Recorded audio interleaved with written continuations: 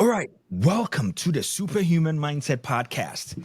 Oh man, I am honored today to have with me a distinguished guest. Whoo! Man, this guy's excellence just transcends every facet of his life and his career. I'm talking about someone who's a CPA, he's a philanthropist, he's a tech advocate, he's a client advocate, he's a risk management guru, he's a compliance expert. He is a breast cancer champion, guys.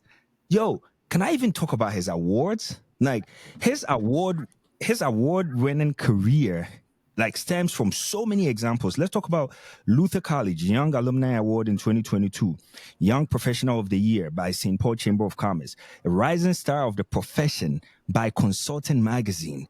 Man, Titan of Technology, Community Hero Awardee. Man, what else? The whole Minnesota State Board of Accountancy appointed him by the governor as a CPA and now a partner of one of the top firms. My superhumans, I welcome Godson Sowah. Mr. Godson, welcome to the Superhuman Mindset. How did I do with the introduction, man? You killed it. I'm blushing, but you can't tell. Thank you so Wow. much. That was humbling to hear. Thank you. Really appreciate that. Wow. So, man, how did you do this? Dude, you grew up Yeah. in Ghana. From Ghana to America. Mhm. From I'd say I know, yeah, of course you're gonna talk about Boucher, the school he went to. I don't even want to think about the school's name because I went to Prempeh College as one of the Oh, best. It is the best let's not college. go there. Let's not go there. Let's not talk about the blue magic. Oh boy, here we go. But from there, walk me through how does a kid move from that spot to Mhm. come to America and to be a partner of a top four accounting firm? Yeah. No, so thank you, Felix, for having me on your show. I'm a big fan of the Superhuman Mindset podcast, and I've been watching all the great things you've been doing. So thank you Thank for you. your voice and the Thank space you. that you're filling up and the work that you're doing. We are supporting you, and I hope a lot of your listeners are getting that transformation that you're hoping to pass on to, especially Mm, a lot of mm, young professionals. So I've been a mm. big fan and admirer of your podcast. So I'm honored to be here. I don't know what episode this is, but it's amazing. It feels really good to be here with you in this moment because Of course. I'm in a celebratory mode. Mm. Because I, like you mentioned in your intro, I just got promoted to partner in our U.S. firm, Ernst Young, which is one of the big four Wow. global accounting CPA consulting firms in the world, and I've been there for about 16 years. Wow. So almost over a decade and a half um, Wow. in the U.S. And with the promotion, I had to step back and do a lot of reflection when I was Mm. filling out my form. And they ask you about your history and your employment and where you came from. So I've Yep. had a little bit of time to think about who I am, where I came Mm. from, and my experiences. And I'm a Ghana boy. I grew up in Accra from a small town. My dad was a school teacher. Wow. And then at some point, he decided to, he wants to run his own business. So he started his own school in our home. So we had a two-story home. Wow. We lived on the top floor, and then my dad used the main level, the first floor, for classrooms.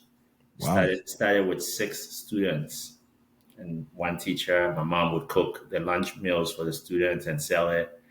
And then growing up, we have 5 children, Yep. 6 children, sorry, um, 3 boys, 3 girls, and we Wow. take turns in helping do the school business, right? So I will sweep the compound.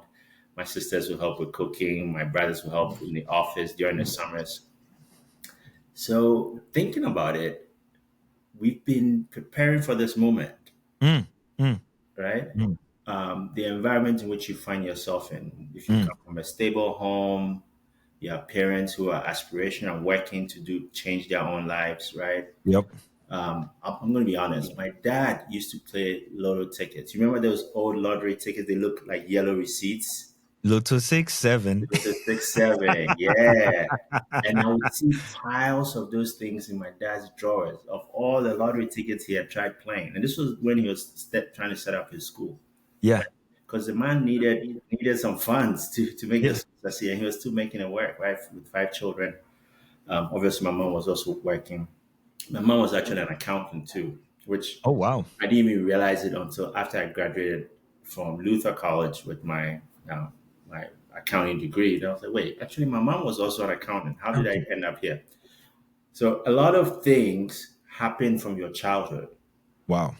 and depending on how it goes, it influences where you end up in Mm, your adulthood, in your mm, final mm, years. mm, mm, So do not underestimate the value and the impact of what's happening in your early years. mm. This is good advice for anybody that's a new parent, or anybody that's growing up in a family where there are young kids and you can influence them. Those moments, Mm, our early years, are sowing very important seeds on what will happen in the future. mm. Now, it doesn't mean that for those who had terrible childhoods, then they are Yep. doomed forever. You can Yep. also change your destiny any point in time if you want to, right? Mm, But for the most part, on average, whatever happens in your early years, your mm, mental health, your social habits, your education, mm, mm, your mm. health, those are determining factors on what will happen to you. So anyway, Wow. going back to my reflections. So yes, daddy was playing lottery. He started his school business. We were getting exposure to it. And obviously, education was very important in our household. Yep. He wakes up in the morning, he rings a bell, like the way Ghana when they ring the bell for Yep. Yep. morning Yep. Yep. assembly. Morning. Morning He ring assembly. bells for changing classes. Change I used class. to do Change those things. lesson, please. Change lessons. I used to even go and change the flag. I would be responsible for changing the flag. Oh Um, man. so education was integral to our lives growing up. Mm, And I just noticed that a lot of my educational aspirations was also because I found myself seeing how important education was, and all the kids that would come through my dad's school, or even mm, the school that I went to, right? Academic excellence. You're going the extra mile. Um, and one of my favorite quotes that I live by is always go the extra mile. For any young person that you are trying to make a way for yourself, we live in a very competitive world. Even when as young as you are, the opportunities that are out there are few, and there are a lot of hungry people. There are a lot of motivated people. So how do you get to the top? How do you mm, distinguish yourself? How do you make sure you have an opportunity for your unique talents, your unique mindset, your unique perspective and preferences to be visible, to be accepted, and to be included? Otherwise, mm, you'll easily be forgotten, you'll be crashed, or you fall through the cracks, right? mm, In the world in which we live in.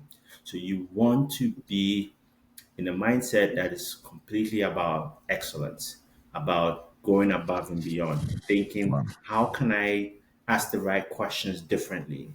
How Mm, can I, apply myself in this niche market or niche major, right?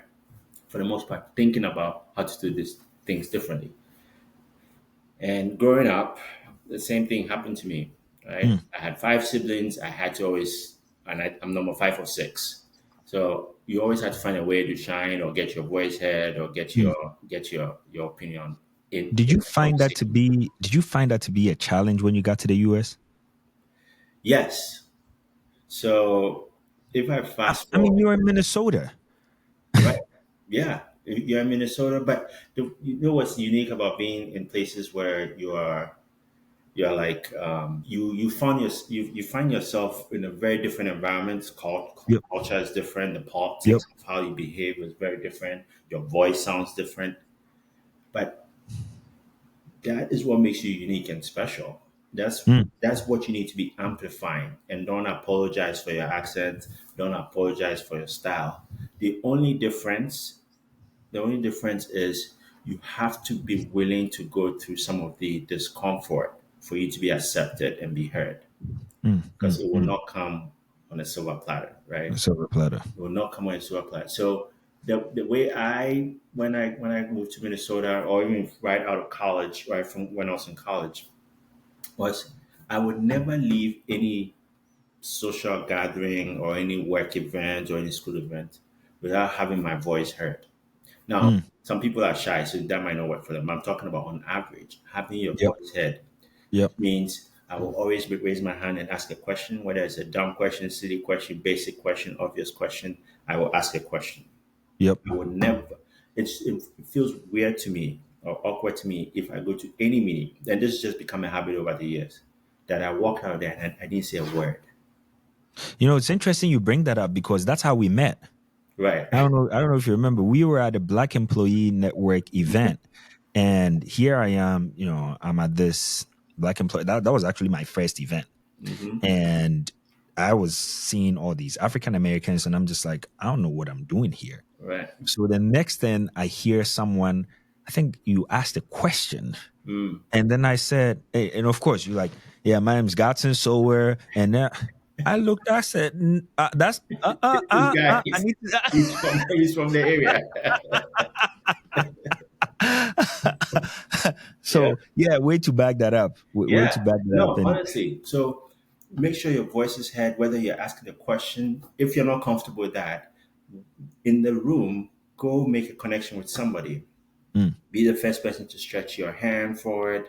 Be the first person to crack a smile, to nod at somebody. That's your opening, and then just go and talk to somebody, wow. make a new connection. And when I go to events, I find myself in any new group. I avoid the familiar faces. Like for instance, if I see you, Felix, Yep. at a networking event, the first thing I do is I'll nod at you, give you thumbs up, everything first, and then tell you I'll come see you. But Yep. I'll go make new connections first Hmm. before I come talk to my people. A lot of us gravitate to what is most comfortable to us, familiar. And so if you walk into a room full of strangers, you're looking for the familiar face and then you just go straight to them. Go talk to the brother or the sister you see in the room. In my case, even at work, my own team members, when we go to a thing, I try to make new connections, new friends, new relationships. So when you say you are meeting new people, you're making new connections. What are you saying when you meet them? You walk up to them. You What do you do?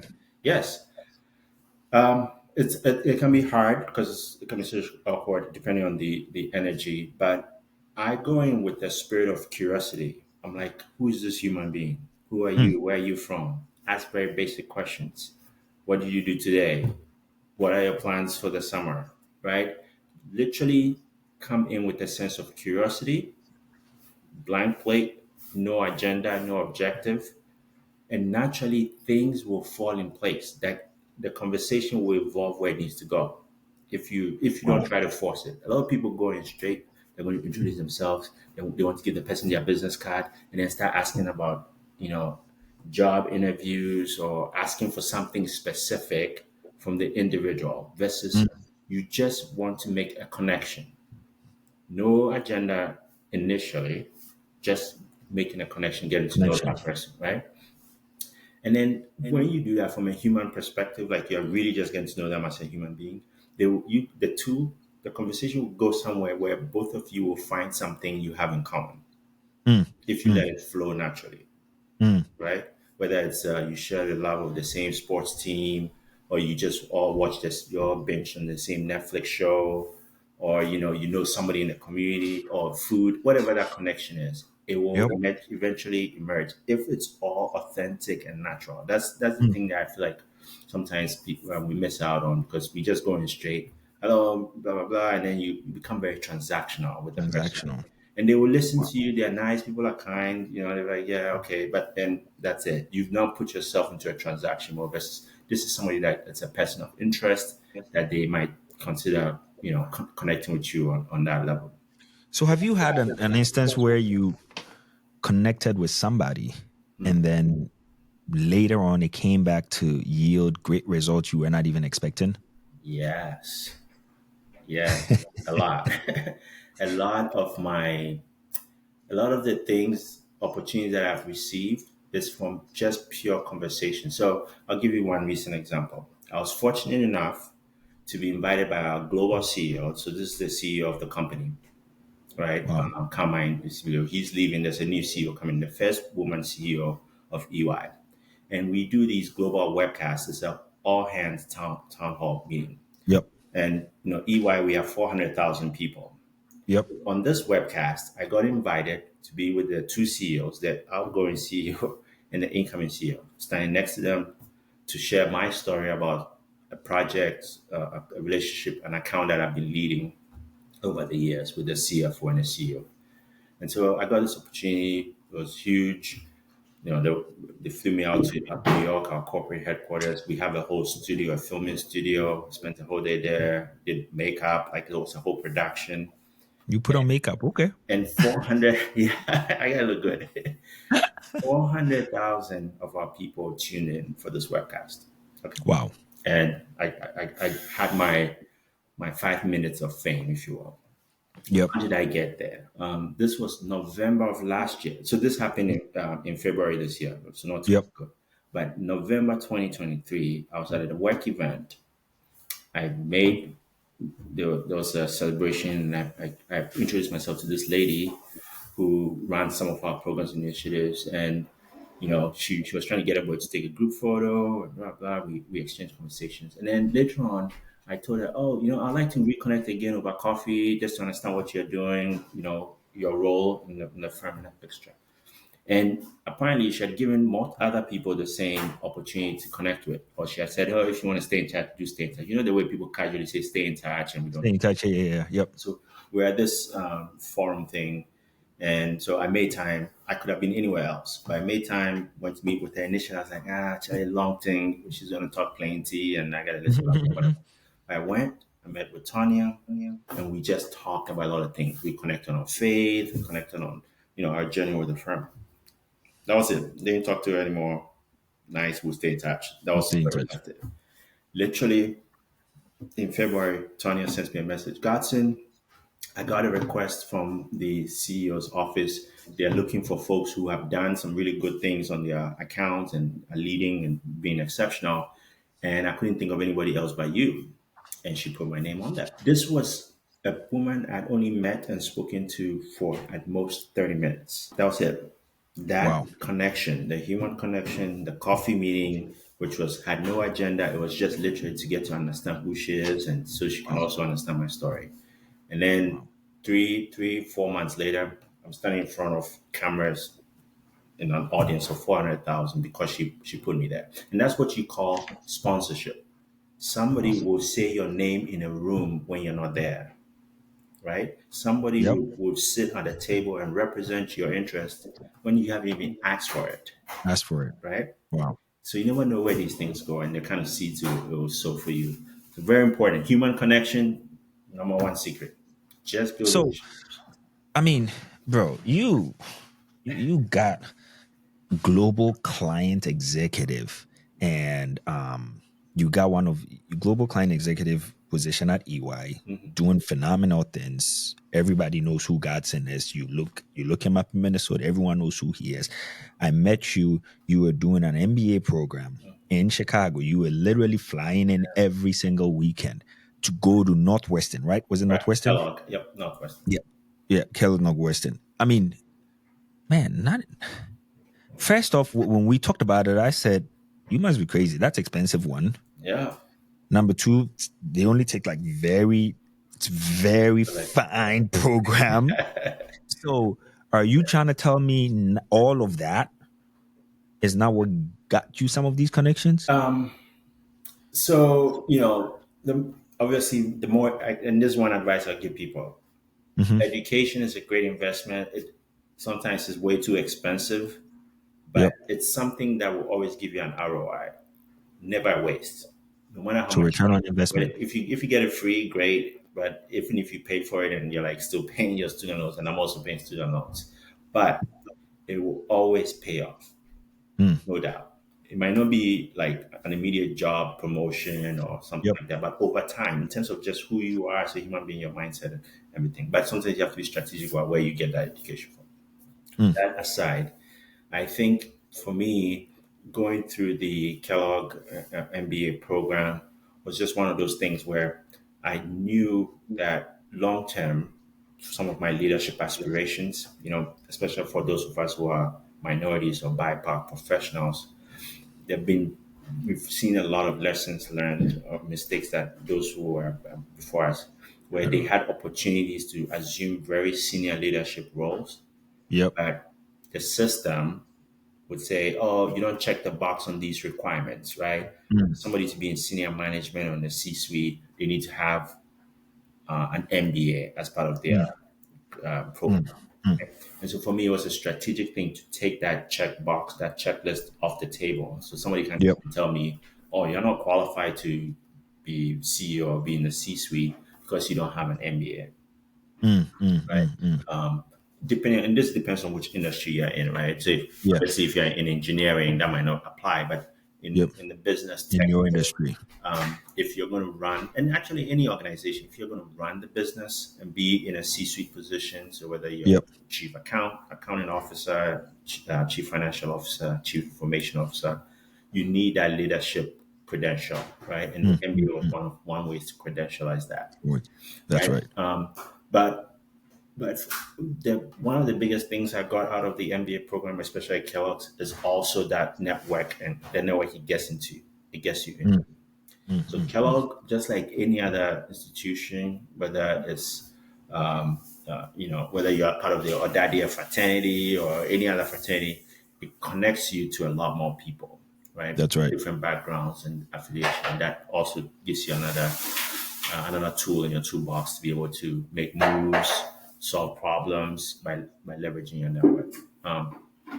And So I don't even think the MBA has kicked in yet in terms of the value of that to where I got to. wow. It wasn't it, it wasn't my distinguishing attribute in getting even to the partnership. So what was your distinguishing attribute? It's just leading people. I just love helping people and developing talent. That's where my energy comes from. I spend all my time just making sure our people are inspired, our people are instigating change and making things exceptional for our clients. So most of the time, if you see me at work, I'm walking the hallways, taking people to lunch. That's why I got involved with NABA and became president of NABA, just Yep. connecting people and developing talent. And Wow. in our business, especially at Ernst Young, the consulting firm, our product is our people, People. Yep. and that's what partners do. We grow the business, but we grow the business by having good talent that can deliver the Yep. work.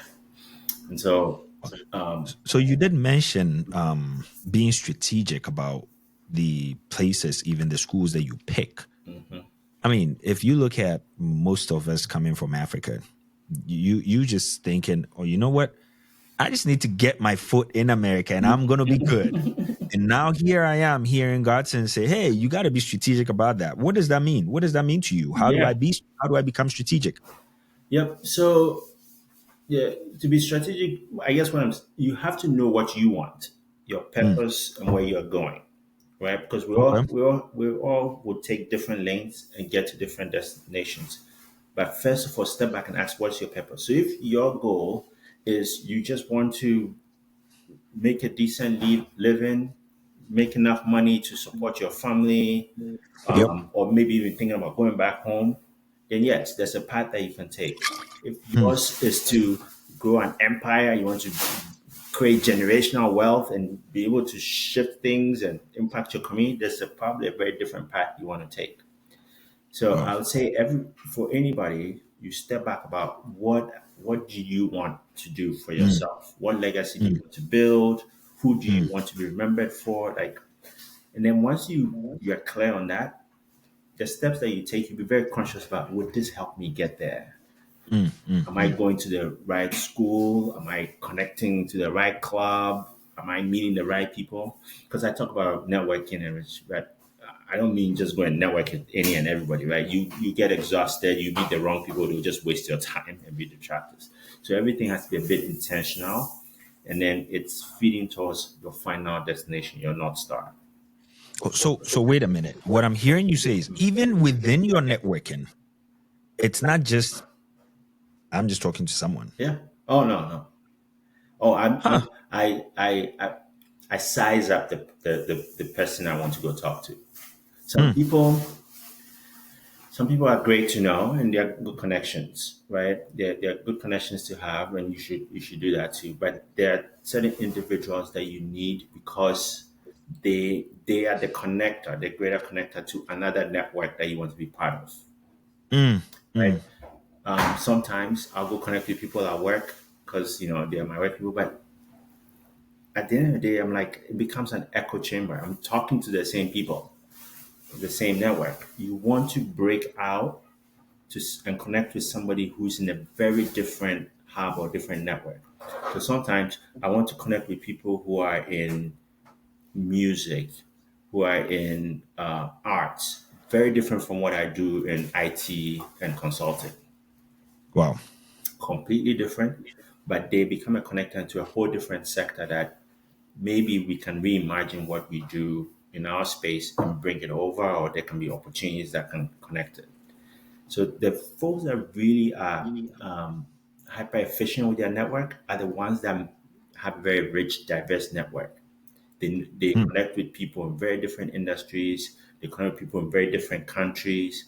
Like I'm making connections in South America. I'm making connections in Asia. Just different people in different industries. So when you talk about sizing up people, what does that mean? How, if I'm looking at someone, hey, you know what?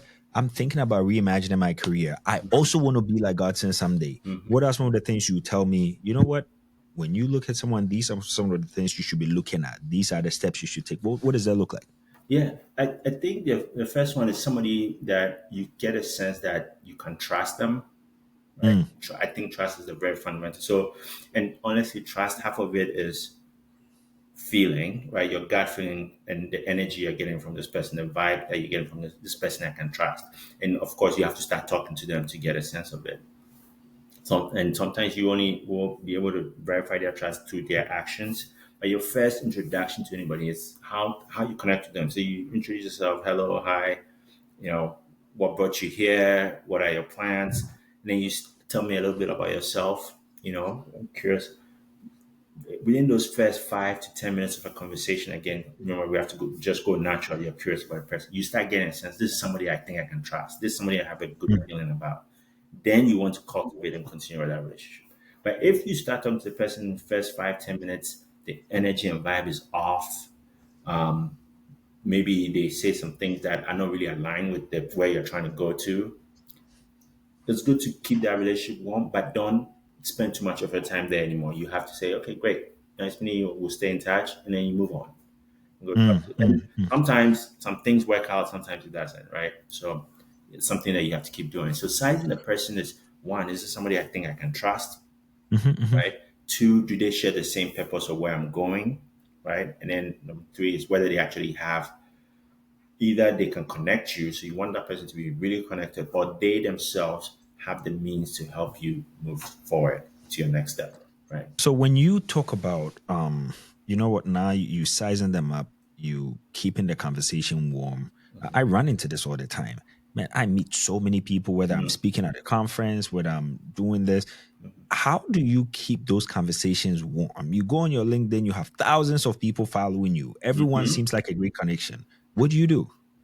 Right. And this, I don't think there's a science to this or an easy way to do this, but obviously you can't have a strong or deep relation with all of your 1,000 followers, right?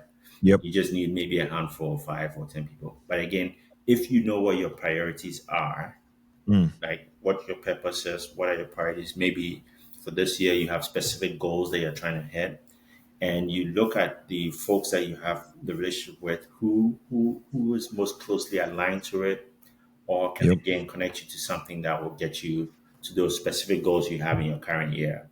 Mhm, Some of the mhm. relationships you keep it warm. When the right opportunity comes up, you know this is the person you need to reach out to, right? Mm, mm, Um, mm, mm. and things and we so the way you do this, keeping things warm, at least in our firm, we call it gracious acts. So you do gracious acts that will support somebody. So for instance, one thing I love to do is, I know somebody is a young professional, they're looking for some opportunity somewhere else, right? And then an opportunity comes up, I will personally take that person, whether I'm taking their resume or I'm setting up a call and say, hey, I'm putting my recommendation behind this person. Honestly, I don't even know if the person is that good, but Mm, I want to do this gracious act for them so mm, that mm, they have an mm, opportunity to move forward. mm, And tell you mm, what, I will come back and ask that individual to also return that for somebody else, mm, right? mm, So there mm, were a mm. lot of kids that I worked with who were in high school a couple of years ago.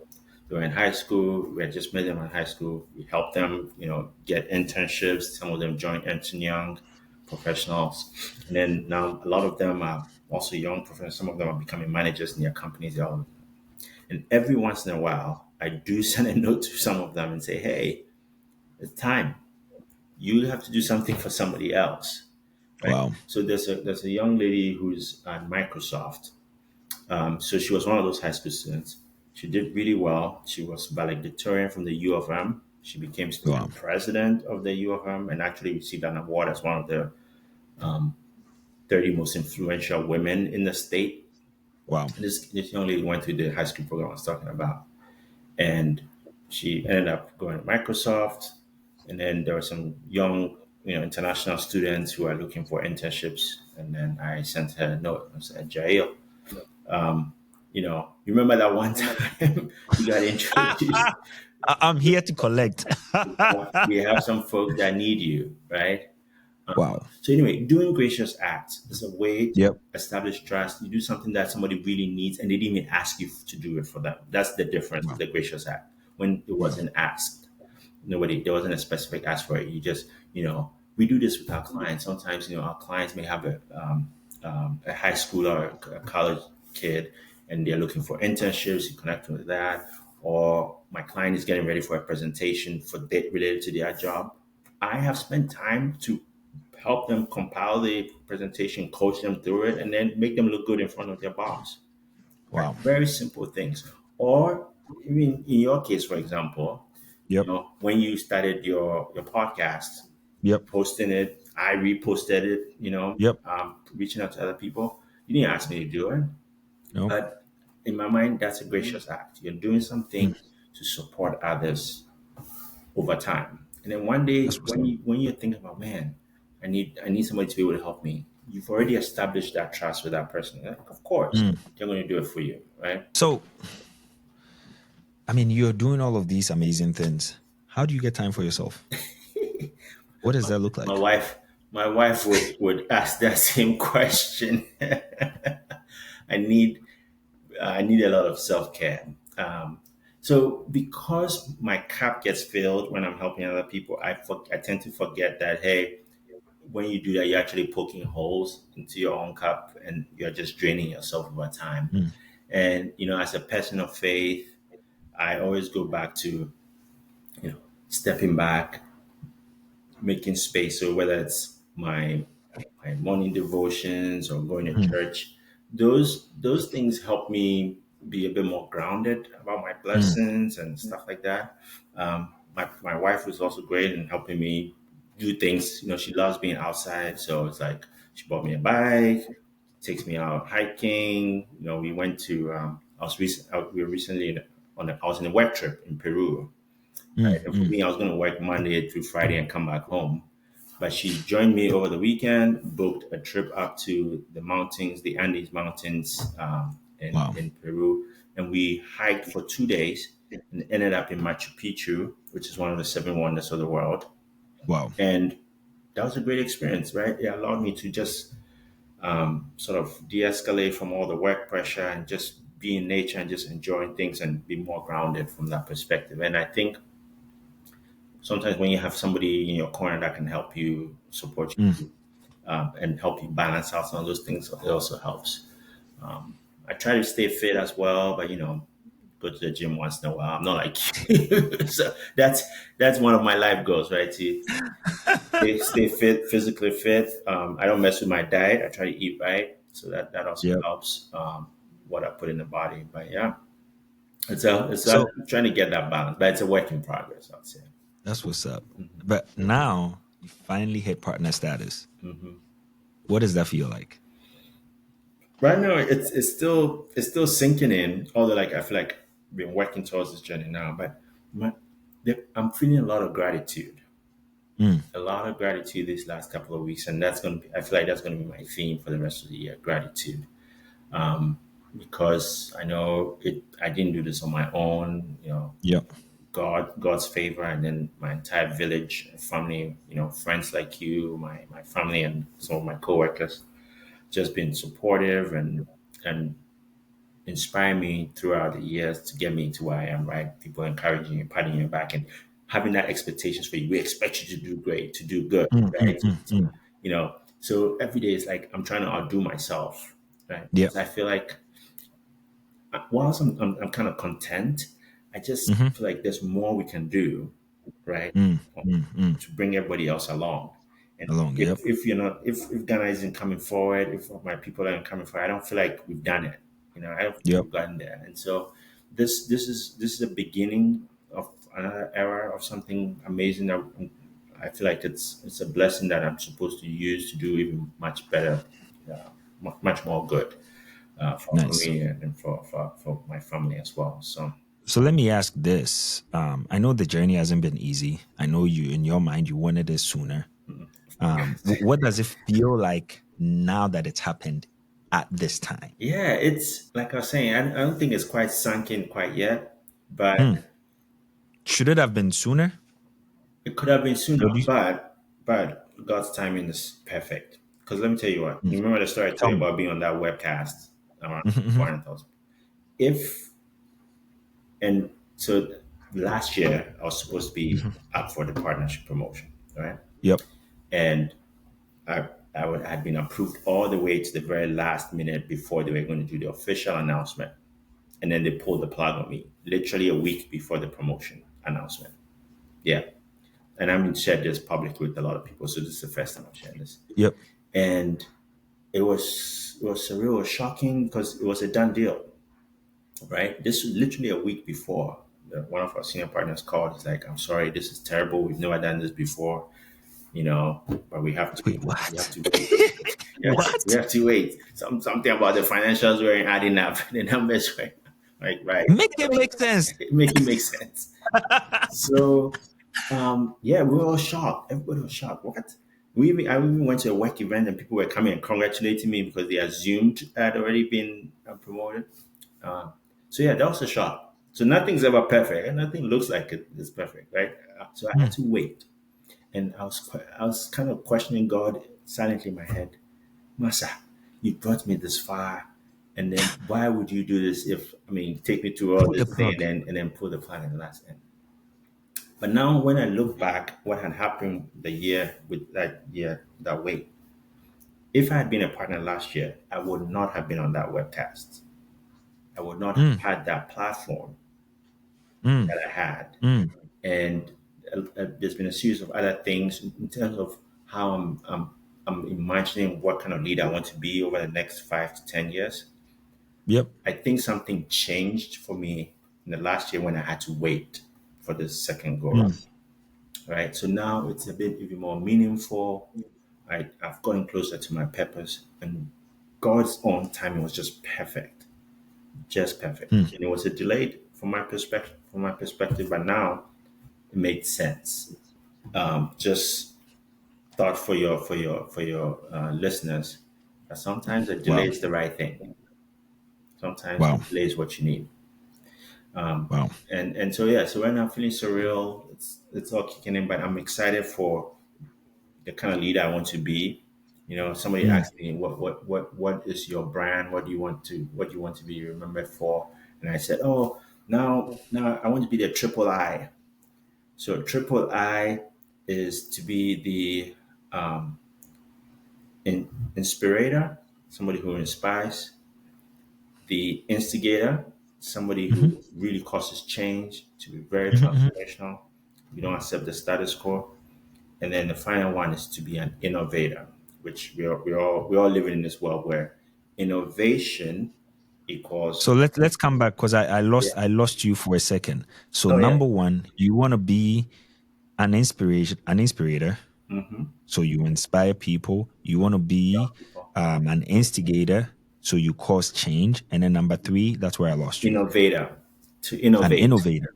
Yes. Wow. Innovator means you are transforming something. So it's different from change, causing change for the good. But innovators, you're solving big problems, the, things that we didn't realize could be solved. We didn't Wow. see it coming.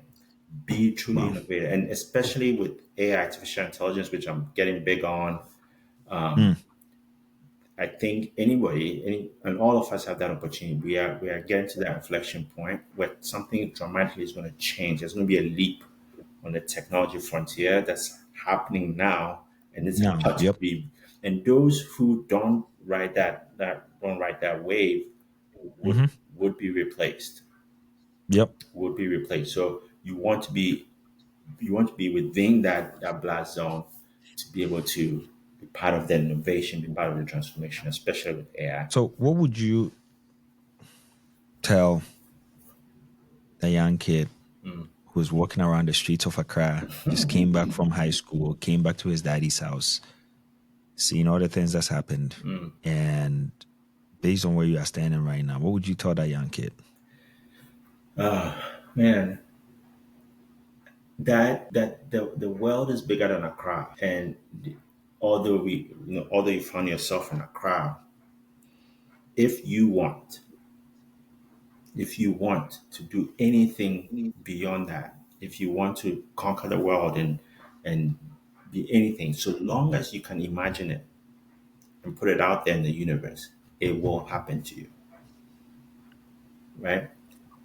It will happen to you. You just have to be able to imagine it and find yourself in environments that will help sort of that seed To grow, germinate and grow. and the universe will conspire in your favor, right? So honestly, it's just a powerful imagination to begin with.